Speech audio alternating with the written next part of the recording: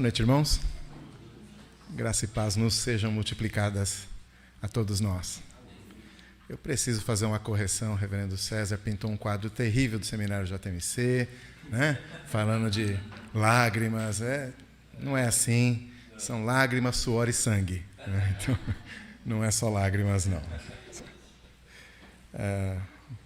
Trago o abraço da igreja vizinha, Igreja Ebenezer de São Paulo, e a alegria nossa de estar aqui com os irmãos. Já estive nas instalações, no prédio, algumas vezes por causa das reuniões do presbitério, mas ainda nunca tinha estado com os irmãos aqui, membros da igreja, para cultuarmos juntos ao Senhor e ouvirmos a sua palavra. É uma bênção, então, podermos fazer isso nessa noite. Quero convidar os irmãos a abrirem suas Bíblias no livro de Esther. No finalzinho do livro, capítulo 9, do versículo 20 até o final, será a nossa leitura.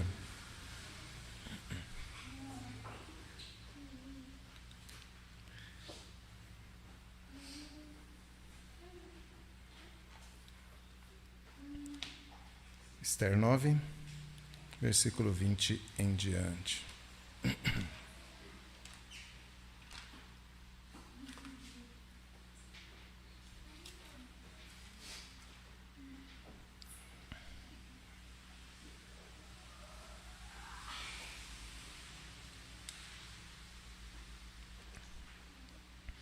Diz assim a palavra do Senhor. Mordecai escreveu estas palavras e enviou cartas a todos os judeus que moravam em todas as províncias do rei Assuero, aos de perto e aos de longe, ordenando-lhes que comemorassem o dia 14 do mês de Adar e o dia 15 do mesmo mês, todos os anos, como os dias em que os judeus se livraram dos seus inimigos, o mês em que a tristeza virou alegria e o luto se transformou em festa, e que esses fossem dias de festa e de alegria, de troca de presentes e dádivas aos pobres.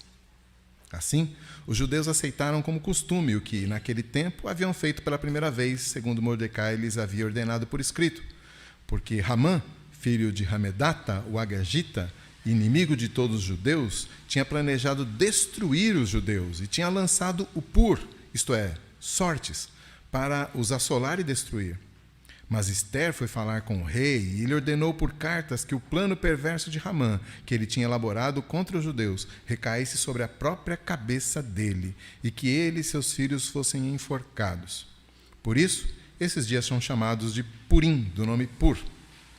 Daí, por causa de todas as palavras daquela carta e do que testemunharam e do que lhes havia acontecido, os judeus decidiram que eles mesmos, os seus descendentes e todos os que viessem se juntar a eles, não deixariam de comemorar esses 2 dias segundo o que se havia escrito a respeito deles, no tempo marcado, todos os anos.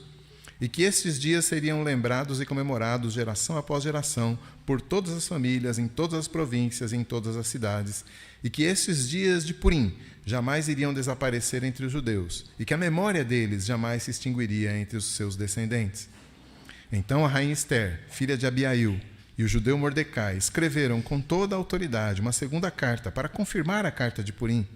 Mandaram cartas a todos os judeus, a 127 províncias do reino de Assuero, com palavras amigáveis e sinceras, para confirmar esses dias de Purim nos seus tempos determinados, como o judeu Mordecai e a rainha Esther lhes haviam ordenado, e como eles mesmos já o tinham estabelecido sobre si e sobre a sua descendência, a respeito do jejum e do seu lamento. E o decreto de Esther estabeleceu essas particularidades de Purim e se escreveu no livro. Depois disso, o rei Assuero impôs tributo sobre a terra e sobre as terras do mar. Quanto aos demais atos do seu poder e do seu valor, e ao relatório completo da grandeza de Mordecai, a quem o rei exaltou, não está tudo escrito no livro da história dos reis da Média e da Pérsia? Pois o judeu Mordecai foi o segundo depois do rei Assuero, e grande para com os judeus, e estimado pela multidão dos seus irmãos, tendo procurado o bem-estar do seu povo e trabalhado pela prosperidade da sua nação. Meus irmãos, a conhecida história de Esther tem o seu clímax um pouco antes da nossa leitura. Nós já estamos quase que nas cenas pós-créditos da história, né? O clímax acontece no começo do capítulo 9, quando os judeus finalmente se vingam contra aqueles que tentavam exterminá-los. Diz o texto que mais de 75 mil pessoas foram mortas em todo o Império Persa, nessa vingança dos judeus contra os seus adversários. E aí então começa o nosso texto, versículo 20 e 21, dizendo que o judeu Mordecai, de posse do seu novo cargo como primeiro-ministro do rei Assuero, envia documentos oficiais determinando que anualmente, nos dias aí do mês Adar, que seria mais ou menos entre fevereiro e março do nosso calendário, fossem dias de banquete, de festa, dias celebrando o grande livramento que eles tinham passado, que eles tinham recebido do Senhor. O motivo é que naquela data a sorte deles havia sido mudada, diz o versículo 22. Né? Diz que lá eles mudaram da tristeza para a alegria, do luto para dia de festa. Uma mudança de 180 graus aí completa. Né? E aí, claro, há o trocadilho, né? Já que é o sorteio que o inimigo Ramã fez para determinar em que dia ele mataria os judeus, agora eles dizem a nossa sorte foi mudada. Né? E também Mordecai indica como a celebração deveria ocorrer, não apenas diz em que dia, mas também como ela deveria acontecer, com a realização de banquetes, incluindo a troca de presentes, a troca de pratos, provavelmente essa é a ideia dos presentes aí, a troca de pratos entre as famílias e especialmente o envio de pratos, né, envio de alimentos para os mais pobres, de forma que absolutamente ninguém ficasse de fora da festança. E, meus irmãos, que festa linda deve ter sido aquela. Cada judeu se sentindo como quem voltou dos mortos, como quem ganhou uma nova vida, né? Porque sobre eles pendia a sentença de morte, genocídio mesmo, né? De acabar com todos os judeus em todo o Império Persa, muita coisa. E agora eles tinham liberdade completa. Né? Agora é importante nós notarmos o contraste que o autor faz aqui, que é muito interessante. Porque o livro de Esther, se você se lembra, e depois se você não se lembra pode relê-lo de uma sentada, é muito rápido, o livro de Esther é marcado desde o início por cenas de banquetes, de festas. É um livro que está sempre celebrando, alguém está sempre celebrando alguma coisa. No começo lá, o rei pagão estava desfrutando de banquetes regados a muito vinho, onde a fartura estava a serviço do seu próprio ego e do seu prazer. Começa assim o livro. E agora, no finalzinho, no capítulo 10, versículo 1, quase como eu disse, né, uma cena pós-crédito aí, o autor ainda retoma essa descrição da prosperidade do Império de Assuero, mas indicando como é que as festas dele eram mantidas. Né? Afinal de contas, ele faz isso impondo tributos aos povos que estão submetidos a ele, trabalhos forçados. Né? Então, são esses que sustentam os luxos do Assuero, né? Os seus banquetes regados a muito vinho e festas. Na verdade, alguém está passando dificuldades e sofrendo para que ele tenha isso. Mas o povo de Deus festeja diferente. O povo de Deus festeja diferente. Nós também gostamos de boas carnes, também gostamos de bom vinho, também gostamos de alegria, mas a nossa motivação, em primeiro lugar, é diferente porque ela está no Senhor. Nós desfrutamos da nossa comida e da nossa bebida com o coração cheio de gratidão. É isso que nos motiva a festejar. Nós reconhecemos nele a fonte de todo o bem e de toda a alegria que desfrutamos nessa vida. Mas há uma segunda diferença, né? A festa do povo de Deus, inclusive justamente decorrente do fato de que reconhecemos que a nossa alegria vem dele, vem aí a segunda diferença, que a festa do povo de Deus é uma festa generosa, é uma alegria que compartilha, que divide aquilo que tem com aqueles que têm menos, porque tudo foi recebido das mãos bondosas do Pai Celestial para que seus filhos possam também manifestar a mesma generosidade para aqueles que estão ao redor. Deus tem sempre nos dado muito mais do que o pão cotidiano, sempre mais do que precisamos. Então a nossa alegria não é, como mostra a festa de Purim, não é uma alegria egocêntrica, ensimesmada, mas é uma alegria sensível, contagiante, generosa, inclusiva, especialmente àqueles mais carentes.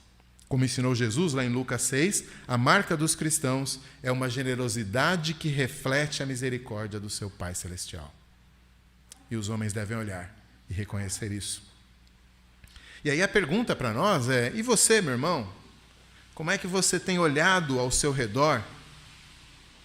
Tem olhado com indiferença ou com sensibilidade? Você tem observado aqueles que não receberam tanto quanto você? Você tem redistribuído as porções generosas que Deus tem colocado na sua vida? E veja bem, não é que aquilo que Deus tenha nos dado é exclusivamente para nós, né? Inclusive, ainda há pouco, o reverendo César estava mencionando que nem podemos realmente dizer que Deus nos dá, Deus apenas coloca na nossa mão como administradores. Mas sendo conservos, sendo administradores, sendo mordomos, somos os despenseiros, nós apenas temos a chave. Temos a chave para que os outros servos possam vir e receber aquilo que é deles também. Então, a nossa alegria, a nossa prosperidade, a nossa riqueza, o pão de um dia a mais que recebemos, já é para compartilhar, para transbordar, para repartir. Na verdade, desde Abraão, a proposta é: sê tu uma bênção. Em ti serão benditas famílias. Nunca é sobre ou só sobre nós mesmos. E note que a generosidade não está restrita apenas aos nossos bens, mas há diversas áreas da nossa vida em que nós podemos exercitar isso. Se você, como Mordecai e Esther, por exemplo, alcançou uma posição de poder, de influência, de recursos, isso tudo é dom do mesmo Deus, distribuído com benignidade e com bondade. Então, o seu cargo na empresa deve beneficiar outras pessoas. A sua formação acadêmica e profissional tem que abençoar o próximo. Os contatos, o networking que você tem deve alcançar outras pessoas. Sempre há alguma forma de redistribuir aquilo que Deus tem nos dado. Uma posição em que você pode ser ouvido e pode então fazer com que a sua voz repercuta e contraponha-se a injustiças que estão ao redor.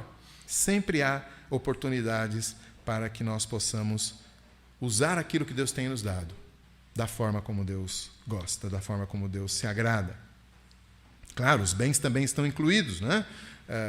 O seu salário, você separa o dízimo para o sustento da obra de Deus. Isso também é uma forma de enviar porções aos que estão perto e aos que estão longe, por exemplo, né? Nas missões, nós fazemos isso, enviamos porções a pessoas que estão longe.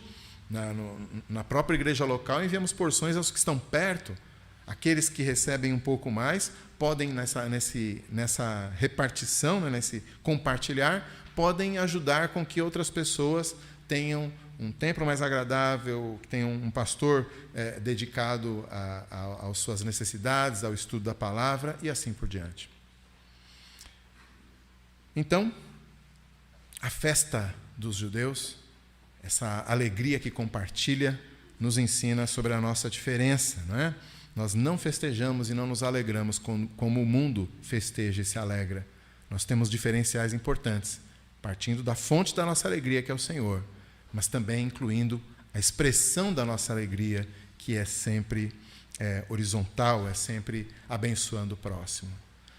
Acho que Lucas não fala de festa, né, quando ele descreve a igreja primitiva lá no capítulo 2 e no capítulo 4, mas acho que devia ser uma grande festa a reunião daquele povo, porque ele sempre menciona como os irmãos que tinham um pouco mais vendiam suas propriedades, porque ninguém podia passar necessidade na comunidade.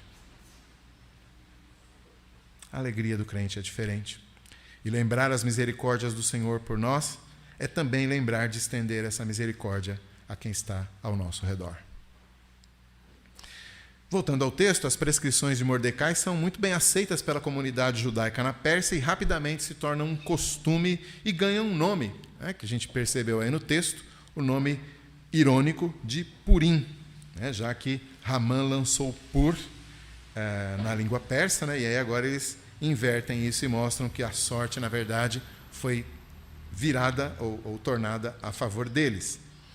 A instituição da festa do Purim significava que aquilo que eles haviam feito pela primeira vez, de maneira mais espontânea, a comemoração após o dia de vingança, quer dizer, eles tinham testemunhado, diz o versículo 6, tudo que Deus tinha feito, e fizeram uma festa, um banquete e tudo mais. E aí, então, Mordecai e Esther oficializam aquilo que havia acontecido, enviando esses documentos. Eles enviam primeiro uma carta, e aparentemente, pela forma aí do versículo 20 em diante, parece que há uma transcrição dos documentos persas para o próprio livro de Esther. Daqui a pouco eu menciono por que eu desconfio disso. Mas, enfim, a questão é que todo o esforço da festa, o objetivo da festa, é que aquilo que eles testemunharam, o livramento do Senhor em todo o Império Persa, fosse repassado à sua descendência, diz o versículo 27. Depois, no versículo 28, diz que isso aconteceria de geração após geração, para que a memória daqueles fatos jamais se extinguisse entre os seus descendentes. E, de fato, esse é o objetivo do próprio autor ao preservar essa história para nós, não é? Esther e Mordecai lutando para serem fiéis num mundo sem Deus, ele quer preservar a memória daquilo que o Senhor havia realizado em favor do seu povo no reinado do terrível rei Assuero. O autor sabia que era importante que aquilo fosse lembrado de geração em geração, que se fixasse na memória do povo de maneira especial. E até hoje o Purim é considerado pelos judeus, né, uma festa lembrada pelos judeus, e ainda que eles considerem que ela é uma festa diferente daquelas festas que Moisés instituiu, né, Páscoa, Tabernáculos, Pentecostes e tudo mais, mas eles continuam preservando essa festa até hoje, né? Então, e há alguma semelhança também, porque Moisés também, quando ele institui, por exemplo, a Páscoa, lá em Êxodo 12, ele fala: este dia vos será por memorial, celebrareis como solenidade de geração em geração ao Senhor e tudo mais. Então, o objetivo, né, nessa festa, que não tem o mesmo status para os judeus, porque não foi Moisés que instituiu, não está na lei, mas o objetivo nós vemos que há muita concordância com as festas destinadas ou instituídas por Moisés, né? Mas a questão é que Deus, conhecendo o nosso coração errante, conhecendo a nossa tendência de esquecermos das suas misericórdias, dos seus atos grandiosos, Deus sempre providenciou marcos, sinais visíveis da sua maravilhosa graça para nós, sinais pelos quais o povo pudesse se voltar com fé ao Senhor, sinais pelos quais o povo pudesse renovar a sua fé, se manter firme nos seus caminhos e nas suas promessas. É certo que nenhuma das festas judaicas, quer sejam as de Moisés ou essa de Purim, nenhuma dessas festas é ordenada para nós como igreja, como povo de Deus na nova aliança. Mas, em vez disso, Jesus estabeleceu também uma festa para que seu povo pudesse celebrar a sua obra de libertação do pecado, da morte e do inferno. Não estou falando, obviamente, do Natal e nem da Páscoa, né? Eu estou falando da celebração cristã, que é a Santa Ceia. Essa é a nossa festa, né? Esse é o banquete cristão que nós recebemos da parte do Senhor. Lá na instituição, nas palavras de Paulo, 1 Coríntios 11, ele diz: esse é o meu corpo que é dado por vós, fazei isto em memória de mim. Né? Fazer isso todas as vezes que o beberdes em memória de mim. E Paulo ainda acrescenta, né? Porque todas as vezes que vocês comerdes o pão e beberdes o cálice, anunciais a morte do Senhor até que ele venha. Então está tudo lá: celebração, memória, repetição, comer. Essa é a festa que o Senhor nos deu, porque ali a obra da cruz precisa ser repassada de geração em geração na vivência e na consciência do povo de Deus na nova aliança também.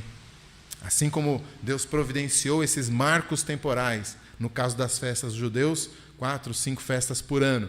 No nosso caso, todas as vezes em que nós nos reunimos para comer e beber o pão e o vinho, nós estamos nessa festa espiritual diante do nosso Senhor, celebrando aquilo que Ele fez por nós. E é muito bom podermos preservar a lembrança das coisas que Deus fez por nós individualmente. Livramentos, provisões, respostas de oração. Tenho certeza que cada um de vocês individualmente tem algo para se lembrar na sua caminhada com Deus. Mas é coletivamente, como família da fé, é aí que nós nos reunimos em torno da palavra e da mesa do Senhor para preservarmos a memória da salvação, da obra de salvação que emana da cruz do Senhor. É ali, como corpo de Cristo, como família santa, como família de Deus, como igreja, que nós temos a oportunidade realmente de celebrar isso. Porque, afinal de contas, é dali, da cruz celebrada na mesa, que provém todas as nossas bênçãos, todas as porções da bênção de Deus que recebemos porque o sangue foi derramado e a carne foi perfurada. Não há outra fonte de graça para nós, e não há graças que venham de outro lugar para nós e para os nossos filhos de geração em geração. Apesar de ter sido redigido por Mordecai, o primeiro documento era assinado pelo rei. E por isso, Mordecai e Ester então enviam às lideranças judaicas um outro documento, né? O texto aí fala de 127 províncias do reino de Assuero, no versículo 29, no versículo 30. Então eles enviam essa nova carta para confirmar que realmente o Purim era para ser celebrado, né? Provavelmente Ester e Mordecai acharam importante comunicar-se diretamente de judeu para judeu, já que, como eu disse, o primeiro documento parece que era o documento do próprio rei, pela descrição que ele faz, né? Se você reparar na primeira parte, se você se lembra bem da história do livro inteiro, e você pegar aí a descrição do que foi que aconteceu lá, como se fosse uma recapitulação do livro todo, né? Aí do versículo 23 em diante, você vai perceber que Ester e Mordecai ficam como personagens secundários, e o rei é que resolveu tudo. Então, por isso que eu disse que parece que é uma transcrição do próprio documento histórico lá, em que o rei chamou para si a responsabilidade, como todo político faz, né? Daquela época não era diferente, né? Mas então Mordecai e Ester enviam esses novos documentos. Diz o versículo 30 aí que eles falam com palavras amigáveis e sinceras, né? A ideia é melhor traduzida na NVI, que diz assim: desejando paz e segurança. Quer dizer, palavras, não simplesmente palavras amigáveis e sinceras, mas palavras para promover tranquilidade no coração deles, né? E aí então nós temos esse registro da própria documentação lá do reino. Depois, no capítulo 10, versículo 2, o autor menciona o livro das histórias dos reis do Médio e da Pérsia, o livro das crônicas, não o livro das crônicas aí, lá de Judá, né? Que a gente tem na nossa Bíblia, mas o livro das crônicas lá do Império Persa. Ele fala também do livro dos feitos memoráveis, no capítulo 9, 32. Então, isso tudo vai mostrando para nós que o livro está descrevendo algo que aconteceu mesmo. Inclusive, os costumes que ele descreve no palácio, a descrição dos 127 distritos do Império Persa, cada detalhe do livro nos leva a concluir que nós não estamos diante de um conto de fadas da moça que vira princesa. Como às vezes a gente acaba contando essa história para as crianças, né? Parece que foi da Disney. Não, não é isso. Não é uma fábula também para ressaltar o patriotismo judeu. Não é uma telenovela, não é um dorama sobre empoderamento feminino. Não é nada disso. É história, aconteceu mesmo. Aconteceu de verdade. E no restante da Bíblia também há essa preocupação, né? Você vê lá nos livros de Moisés, ele pontuando os lugares, né, geograficamente por onde eles estão passando. Lucas, que eu citei ainda há pouco, dizendo que entrevistou testemunhas oculares de tudo aquilo que ele vai contar em seguida, logo no comecinho do livro dele, do evangelho dele. Então a ideia é que tudo aconteceu mesmo. A fé cristã é uma fé histórica. O Mar Vermelho se abriu de verdade 3.400 anos atrás. O túmulo se abriu de verdade 2.000 anos atrás. Tudo isso é história registrada e nós a lemos e nós a conhecemos com duas certezas no coração. Primeira, essas coisas aconteceram mesmo. E a segunda, essas coisas aconteceram mesmo porque Deus quis assim. Não é apenas história, é a história escrita por Deus. O livro de Ester torna isso muito claro para nós. O que eu quero dizer é o seguinte: Deus é o Senhor da história. Ele é quem conduziu cada detalhe, seja natural ou seja sobrenatural. No livro de Ester, os detalhes todos parecem muito naturais, né? Deus nunca é mencionado no livro inteiro, como você certamente sabe. Mas as coisas acabam acontecendo exatamente como elas têm que acontecer, como elas foram planejadas desde o princípio. E nós então olhamos para a história e o que nós enxergamos pela fé é o agir de Deus na história. E é isso mesmo. Esse livro, que não fala o nome de Deus em nenhuma vez, tem como pressuposto de ponta a ponta que tudo aconteceu de acordo com a vontade dele. E, meus irmãos, como é reconfortante para nós sabermos que o nosso Deus é soberano sobre os acontecimentos bons ou maus, soberano sobre as decisões justas e injustas que acontecem por todo esse livro, soberano sobre homens e mulheres, sejam crentes ou ímpios. Ele é soberano sobre a história dos reinos, como o reino persa, maior da sua época, e sobre pessoas as mais insignificantes na história, como o homem que cuidava do harém de Assuero. Em cada detalhe está sob o controle de Deus. Isso firma, o reconhecimento disso firma a nossa convicção de que as nossas vidas estão seguras. Estão seguras nas mãos daquele que tem toda a história sob o seu controle.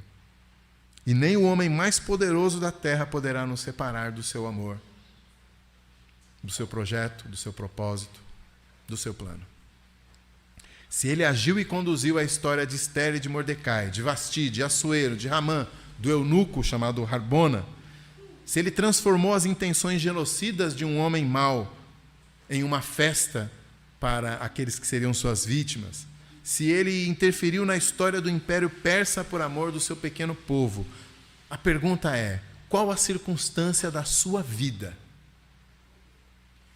Qual a circunstância da sua e da minha vida que estariam fora do seu controle? Na minha família, na sua carreira profissional, no seu casamento, na sua igreja?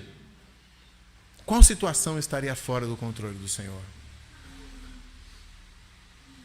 Meus irmãos, o nosso Deus é soberano sobre a história, porque é Ele quem a escreve. Ele é quem determina cada detalhe conforme a sua vontade.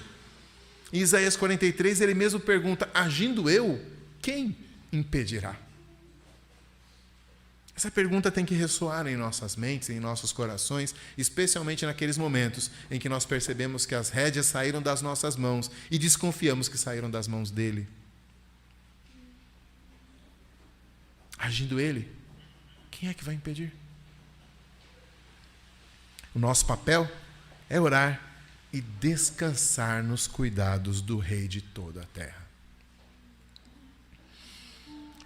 Assim como começou, o narrador termina o livro descrevendo a vida na Pérsia sob o reinado de Assuero. Lá no comecinho, no capítulo 1, ele mostrou o rei ali apresentando aos seus convidados toda a sua glória, a sua riqueza e seu luxo, e aqui no final, o rei, como eu tinha dito, impõe tributo sobre todos os povos debaixo do seu domínio, como era o costume na antiguidade. Porém, o nosso autor está mais interessado em destacar como o judeu Mordecai, que é como ele descreve Mordecai nesse trecho, lá no começo do livro, você percebe que Mordecai não era assim um judeu muito firme, não, né? Inclusive, o próprio nome dele não é um nome judeu. Mas aí agora no final do capítulo, toda vez, se você notou aí, quase todas as vezes que nós lemos Mordecai, foi o judeu Mordecai. Então, o judeu Mordecai agora foi honrado. Ele é o segundo no reinado, no Império Persa, diz aí o versículo 3 do capítulo 10. O segundo na hierarquia de um império tão vasto e poderoso era uma honra quase sem precedentes. Tem um precedente, que é José. José também foi elevado por Deus a uma posição semelhante lá no Egito para garantir a salvação dos descendentes de Jacó, conforme a gente vê lá em Gênesis 41. Mas, de qualquer forma, a questão é que, sem citar o nome de Deus, o autor vai mostrando de maneira muito clara que foi a mão invisível do Senhor, Deus de Israel, que colocou o seu servo numa posição tão elevada assim, e diz lá no final do nosso texto, né, que ele foi colocado nessa posição para o bem-estar do seu povo e para a prosperidade do povo da sua raça. Quer dizer, ele estava ali para o bem do povo judeu no exílio. Mordecai, numa posição tão privilegiada no Império Persa e usando o seu poder para salvar o seu povo, é um tipo do Messias, o rei de Israel, né, o rei de Judá, que era aguardado por todos os judeus, especialmente nesses tempos de grande crise política como esse que eles estavam vivendo, espalhados por todo o canto da terra e sem o domínio da sua própria terra. Eles esperavam esse rei prometido que deveria trazer paz e prosperidade sem fim a eles. Então o texto termina a história nesse exato ponto em que Mordecai é o melhor sinal, o melhor tipo possível desse Messias. Mas ainda assim o texto mostra que ele não é, porque ele é o segundo no império e não o primeiro. Enquanto o verdadeiro Messias não vem, o povo de Deus vai se alegrando com as pequenas amostras da misericórdia do Senhor que o Senhor vai entregando. Mas, de todo modo, é interessante que a exaltação de Mordecai é também a exaltação dos judeus. Logo ele, que no começo do livro, nem nome de judeu tinha, e agora é identificado como judeu o tempo todo e se identifica com o seu povo o tempo todo. A sua prosperidade é a prosperidade dos judeus todos. E eu estou dizendo que é curioso isso, porque, na verdade, a ideia da identificação está presente desde o começo. Foi a identificação de Mordecai com o povo judeu que trouxe todo o problema, porque Mordecai não se dobrou diante de Ramã, o primeiro-ministro anterior, e, por causa disso, Ramã resolveu se vingar em todo o povo judeu, porque Mordecai e judeu são a mesma coisa. Foi a identificação de Ester com o seu povo que a levou a se arriscar para salvar o seu povo, comparecendo diante do rei sem a permissão. Foi a identificação daqueles exilados na Pérsia toda com o seu povo em geral, que fez com que o Purim se tornasse uma festa comemorada até hoje pelos judeus. Judeus que nunca estiveram na Pérsia e que não participaram daquilo tudo que aconteceu, daqueles livramentos todos, efetivamente. Eles não testemunharam isso, mas até hoje eles celebram aquilo que foi testemunhado. Meus irmãos, o que eu quero dizer é que Deus nos criou para a vida em comunidade, para encontrarmos a nossa identidade na comunhão com outras pessoas. E as pessoas por aí encontram comunhões nos mais diferentes grupos sociais. Mas Deus nos fez para encontrarmos a nossa identidade na comunhão dos filhos de Deus. Os crentes encontram a sua identidade em Cristo.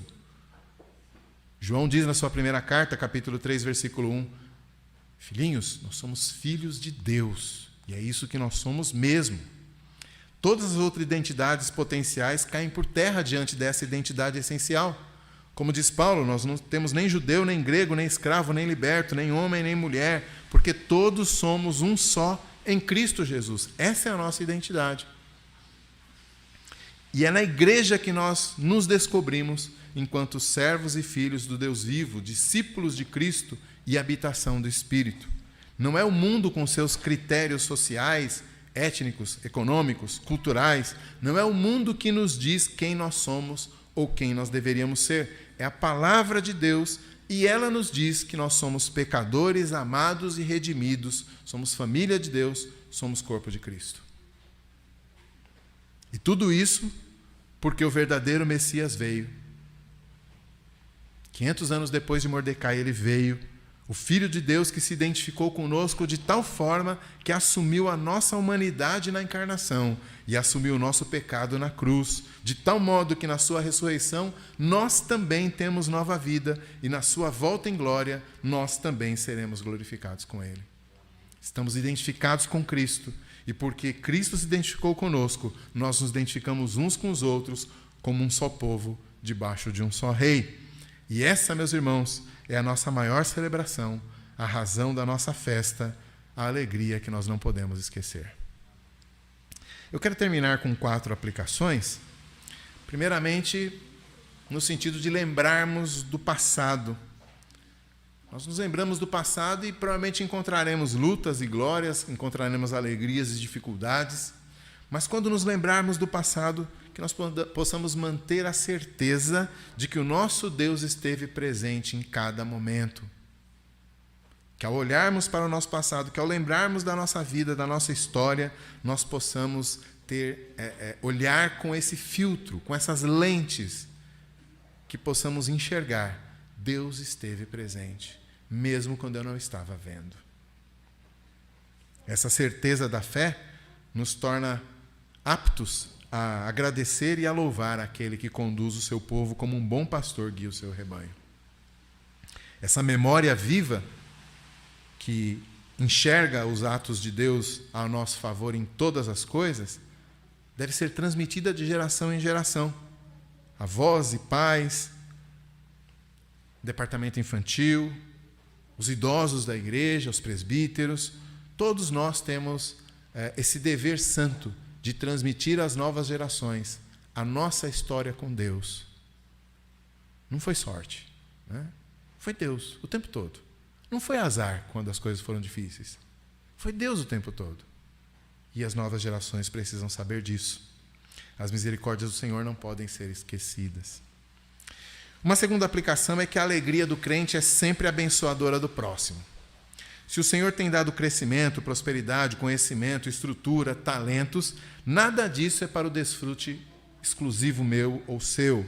O propósito dele é sempre que nós distribuamos porções fartas e generosas de todo o bem que Deus tem nos dado e todo o bem que Deus tem nos feito. Então, que nós possamos ser uma comunidade conhecida pela generosidade, pelo compartilhar, conhecida por aqueles que são sensíveis à necessidade dos seus irmãos e abençoam. Uma terceira aplicação relacionada à nossa identidade, que eu mencionei há pouco, né? Assim como os judeus daquela época, nós também somos estrangeiros numa terra estranha, com valores muito diferentes dos nossos. Nós vivemos como aqueles judeus viviam na Pérsia. Uma terra que tem vamos dizer, um tipo de religião secular, que tenta nos converter a ela o tempo todo. Estamos ouvindo a pregação dessa religião secular o tempo todo. E essa religião secular prega a busca da identidade num grupo social, no pertencimento a uma minoria, numa bolha qualquer, onde cada um só vale como representante de um grupo social específico, seja mulher, negro, gay, trans, deficiente físico, direita, esquerda. Todas essas identidades tentam nos capturar. Mas lembrem-se, essa é uma religião concorrente, isso não é cristianismo. A nossa identidade não está em nenhum desses grupos sociais. Nenhuma demografia, nenhuma tribo social pode nos conferir valor e identidade. Nós sabemos quem nós somos. Nós somos filhos do Deus Altíssimo. Vivemos sob uma só fé, temos um só Senhor, um só batismo, somos o povo de Deus. Que possamos amar e servir a igreja e buscar sempre nela os nossos relacionamentos mais preciosos. E uma quarta e última aplicação, que nós possamos celebrar o nosso passado também olhando para frente, não é? Ainda que tenhamos muitas bênçãos do Senhor para recordar, o maior sentido delas é nos animar para nós aguardarmos a vitória final, a festa final, a celebração final, a vitória final na volta do Senhor Jesus Cristo.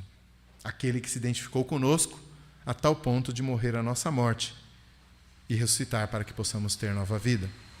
Os dias de festa aqui sempre devem ser lembretes de que a grande festa ainda não chegou. Nossas alegrias temporais devem sempre nos fazer ansiar mais ainda pela bem-aventurança eterna, pelas bodas do Cordeiro que vem. As misericórdias do Senhor, meus irmãos, não devem ser esquecidas. E por causa dela nós podemos clamar: Maranata, vem Senhor. Que nós possamos ser abençoados com as lembranças e as celebrações das misericórdias do Senhor. Vamos orar? Pai Santo e querido, em nome de Cristo Jesus, queremos te agradecer, porque o Senhor é bom, sua misericórdia dura para sempre, e o Senhor tem sido o nosso alto refúgio de geração em geração. Queremos te pedir, ó Pai, em primeiro lugar, que o Senhor não permita que o nosso coração endurecido deixe de meditar nas tuas misericórdias, na tua presença em nossas vidas, nos grandes feitos do Senhor que tem nos abençoado. Dá-nos, Pai, concede-nos, Senhor, que a nossa mente e o nosso coração estejam sempre cativos daquilo que o Senhor tem feito em nossas vidas e das promessas que o Senhor ainda tem para nós. Também, ó Pai, queremos te pedir perdão pelas vezes em que nos deixamos envolver tanto pelas dificuldades dessa vida que desconfiamos que o Senhor não está presente. Queremos também te pedir perdão pelas vezes em que nos empolgamos tanto com as alegrias dessa vida que desfrutamos delas sem reconhecer que o Senhor é a última fonte e de que o Senhor só nos dá aquilo que o Senhor quer que nós possamos também repartir. E por fim, Pai, queremos clamar que o Senhor, que tem nos dado tantas alegrias terrenas e passageiras, se apresse em nos dar aquela última alegria da vinda do Teu Filho. Te pedimos, Senhor, Maranata, que o Teu reino, Senhor, venha. Oramos em nome de Cristo. Amém.